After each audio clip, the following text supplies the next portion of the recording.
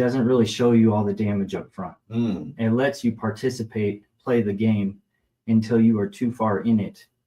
And then you have these glimpses when you go sit down for a year in jail, you know, and then you look around and you're like, man, my life is in shambles. But you have that beast that you don't know how to control, and you let it back out of the box and it starts eating everything in its path. So yeah, 14-year drug addiction, meth, started using when I was pretty young. Moved aggressively through that. I started cooking it. I got tired of buying it, and with my addictive personality, it was definitely something that I found a little forte in, unfortunately. Started cooking it, manufacturing it, and that led to guns, and that just compounded everything. At the end of it, you know, I was about 13 felonies deep in multiple judicial districts. More than one occasion, the judge was telling me that I was going to go spend the rest of my life in prison. And, you know, and at the end of it, there's a bunch of stuff in between there, but at the end of it, I definitely was okay with that. You know, at least a little girl wouldn't have to be calling her dad, or her dad calling her on the jail phone, you know, and her asking her daddy, why aren't you here? Why are you sick? And you have to tell this little precious girl that, you know, you love a drug more than her. Ouch.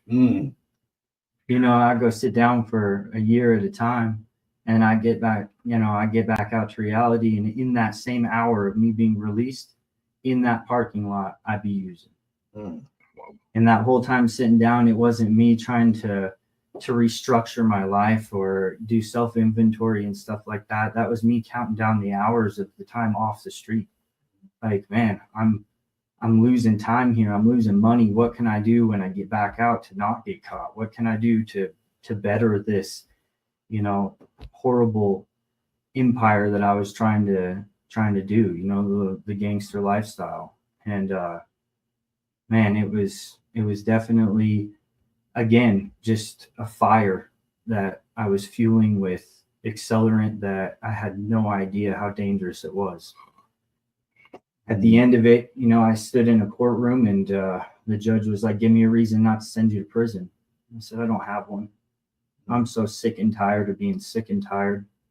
I'm so tired of looking over my shoulder. I'm so tired of disappointing my family. I'm so tired of hurting everybody around me. You know, and I was really at peace with being hopeless. And I think that is, you know, the grand prize of the end of addiction, right? That's that rock bottom, is where you are complacent. You are okay with the hell that you have created, you know? And I was okay with it. I was going to get out of prison when I was 60, if I was going to go for my full sentence, or I'd die in some hotel bathroom or on the street. And there's too many people praying for you. And my mom being my mom, I'm like, okay, mom, like, thanks.